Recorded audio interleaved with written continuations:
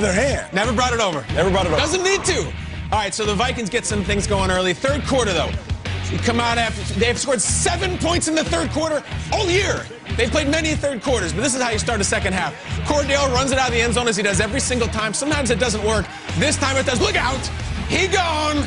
And he has a entourage down the side. Look at Eddie Jackson. He's almost beating him to the end zone. Arcavius Mingo is there. Mingo almost tackled him. He almost did. Mingo's fast. None of the Vikings. And look at Nagy. It felt like oxygen into the franchise, into the stadium. They lose Akeem Hicks late in this game to a hamstring, and it made all the difference in the world because they were doing a number on Dalvin Cook, and then he runs right up the middle. Hicks was awesome last night. He was talking to Cooks. They were barking. It was a great matchup. And then they lose him, and they start moving, and Cousins is going to go to Thielen again. That's another touchdown. We have so many shots of Buster Screen getting beat on plays. He's always there. He just doesn't make the play. 19-13 now late. Less than a minute. Nick Foles, you have a statue. Do you have a miracle in you? No. Even worse, he gets dragged down on this play by Afadi Adenabo, and watch what happens. He stays down. It doesn't look terribly violent, but it doesn't have to be depending on what part of your body lands. You see Foles wears the flak jacket. We're going to have updates on this all day and all week, but he leaves. There's Trubisky, who hurt his shoulder on a Wildcat play weeks ago. Foles is carted off, and in some ways, maybe so are the Bears. They go into the bye having lost another. The offense was not there, but you know what? Skol Vikes. Vikes win again to get to 4-5 on the road. Kirk Cousins' first ever Monday Night Football win goes to 1-9, but he gets the win. 19-13 Vikings. All right, let's bring in Mike Garafolo, our NFL Network insider of the morning. Mike, welcome to the show. Thanks for being here. We saw Nick Foles go down on that final drive. Great highlight by Kyle there. What is the latest on Foles? Okay, Matt Nagy did not have much information for reporters after the game, saying Foles was dealing with either a hip or a leg injury because he was being evaluated at that time, undergoing x-rays and the like. Now, I was told overnight that Foles is actually okay, despite how that looked. Initial tests are extremely positive. There was no sign of a break, according to sources, in the hip. That is the area that they are focused on with Nick Foles. You can see from the replay that is where he lands. So the maybe immediate fear was that there was a fracture in the hip, but tests taken at the stadium did not reveal a fracture. So that is really good news for Nick Foles, at least initially. He's going to have to continue to undergo tests. But as the Bears left the stadium last night, and again, heading into a bye, they thought to themselves, well, maybe we're going to have Nick Foles available for us after the bye. Now, the thought is also that they might have Mitchell Trubisky available to them after the bye as well, as he's working his way back from a shoulder injury that he suffered a couple of weeks ago. They've been reluctant to even entertain the thought of putting Trubisky back in. We'll see where this goes for the Bears, but the initial hope is that Foles and Trubisky will be available to them after their bye week.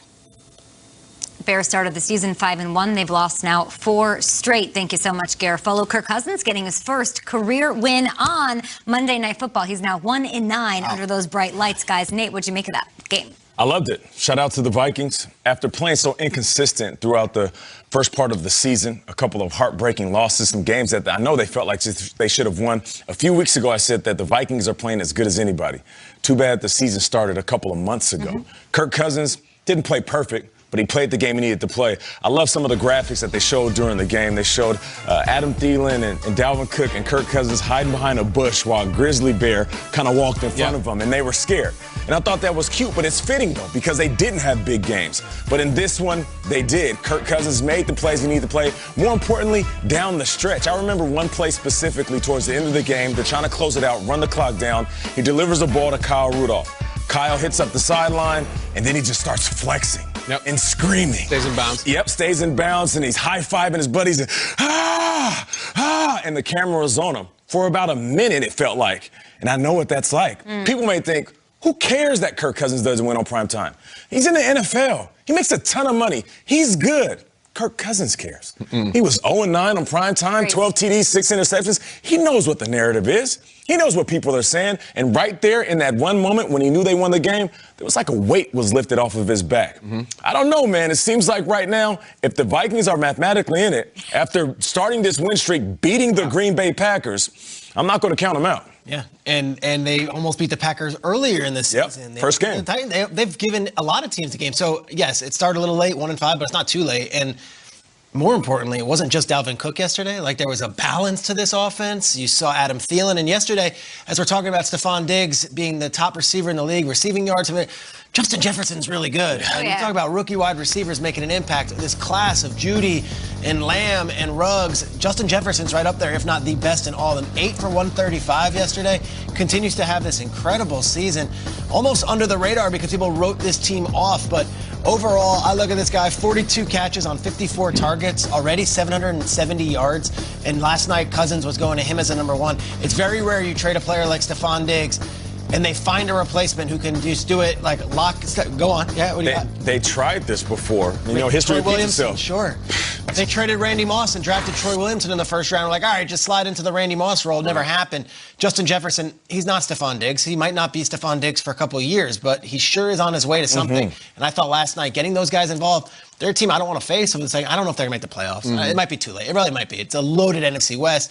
But I do like the fact that they didn't just let the season go a couple of weeks ago, and now they've got some juice. They do have some juice, and I thought last night they were okay, and they were just had to be okay to beat the Bears. I just looked at this game, and I thought the Vikings were all right. I thought that just the Bears were terrible. And if you feel sick, you got to puke. You have to purge. You have to get it out. I need someone to jump in the boat. And I would just think, they got a kick return touchdown to start the second half. Oh, my God. Here we go. Got something. Bear down. No. Crazy camera angle. Bears fans, I need you to bite a stick here so you don't swallow your tongue. After the kick return touchdown, this is the Chicago Bears offense. Oh, boy, here we go. 3 and out, punt. 3 and out, punt. 3 and out, punt. 3 and out, punt. Turnover on downs. Turnover on downs. That was the second half after the kick. That was it. The defense outscored the offense again. And this is on a night when you're at home, you're on national television, as you will be in your next game. Yep. You had a new coach calling plays. Your Pro Bowl center was back in the lineup. You got a special teams touchdown. You were playing against one of the 2 or 3 worst passing defenses on the planet.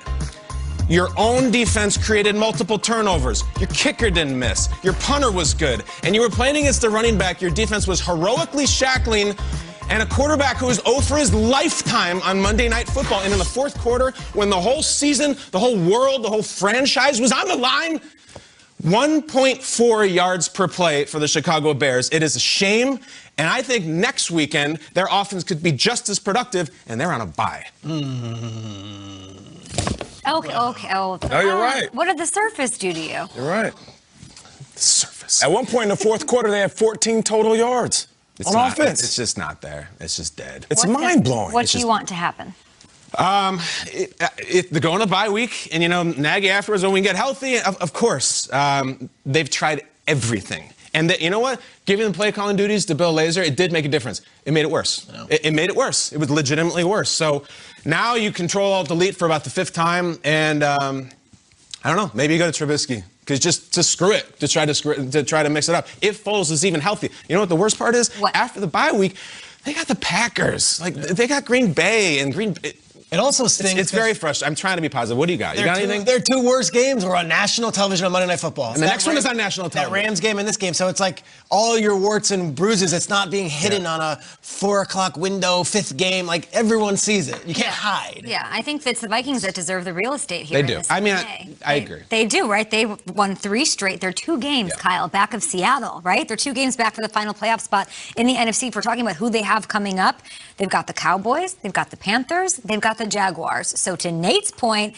they may have a chance to get themselves a little run here at the second half of the season while those NFC West teams sort of beat each other up for positioning. It's about who gets hot at the right time. Just think about it, how high we were on the Seattle Seahawks.